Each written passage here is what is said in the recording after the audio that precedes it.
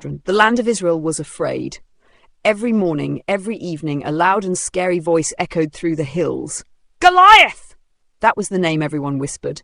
At the edge of a great valley called Elah, two armies stood facing each other. On one hill stood the army of Israel, led by King Saul. On the other stood the Philistines, fierce and proud. And in front of them stood one enormous man, Goliath of Gath. He wasn't just tall, he was a giant, taller than anyone they had ever seen. His armor was so heavy it could crush a normal man. His helmet was made of bronze and shone like fire in the sun. His spear was like a long, thick beam of wood, and the sharp iron tip weighed as much as a watermelon. Every day for 40 days, Goliath stepped into the valley and shouted, his voice deep and booming. "Why are you even lining up for battle?" He laughed. "Choose one man to fight me. If he wins, we will serve you. But if I win, you serve us." The soldiers of Israel trembled. No one dared move. Even King Saul, tall and strong, stayed in his tent.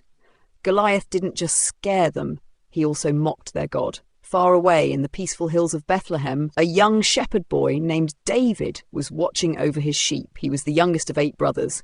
His older brothers were soldiers, but David's job was to care for the animals. He would play songs on his harp and sing praises to God under the stars. But David wasn't just a musician. When a lion came to snatch a lamb, David chased it. When a bear tried to steal from the flock, David fought it off. He wasn't strong, but he was brave because he trusted in God. One day, David's father Jesse called to him. "Take this food to your brothers at the battlefield," he said. "See how they're doing and bring me back news." David woke up early, left his sheep with a helper and walked all the way to the battlefield. When he arrived, he heard the trumpet sound. Soldiers rushed to the battle line, shouting their war cries.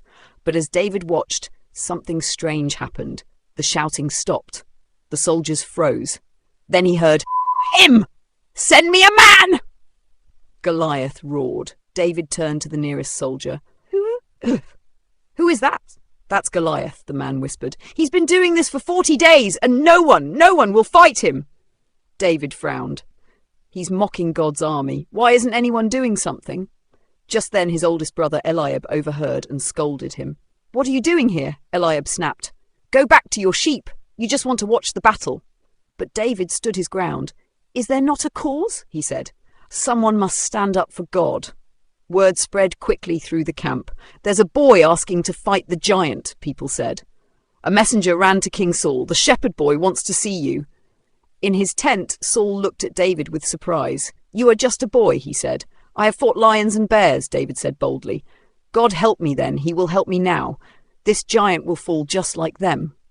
Saul was quiet. Then he nodded. "Go, and may the Lord be with you." He gave David his own armor to wear, but it was too heavy. David could barely walk in it. "I can't wear this," David said, taking it off. "I'll fight my way." He picked up his wooden staff, grabbed his sling, and walked to a nearby stream. There he bent down and carefully chose 5 smooth stones. He placed them in his pouch. Then, with no sword, no armor, only his sling and his faith, David walked into the valley. The soldiers held their breath. Goliath looked up and laughed. "Am I a dog that you come at me with a stick?" he shouted. "Come here, boy, I'll feed you to the birds." But David was not afraid. He called back, "You come to me with a sword and a spear, but I come to you in the name of the Lord of hosts, the God of Israel. Today he will give you into my hands, and the whole world will know there is a God in Israel." Goliath growled and began to run toward him. David didn't wait. He ran too, straight at the giant. He reached into his pouch, so he pulled out a stone, placed it in his sling, and began to swing it around and around. The sling spun, the stone flew, and it hit right between Goliath's eyes. The giant's smile vanished, his knees wobbled, and with a mighty crash, Goliath fell face down to the ground.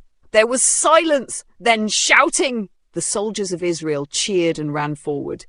The Philistines ran away in fear. The boy had won. The giant was defeated. David stood over the fallen warrior, holding the sword of his enemy, not by strength, not by size, not by weapons, but by faith in the living God.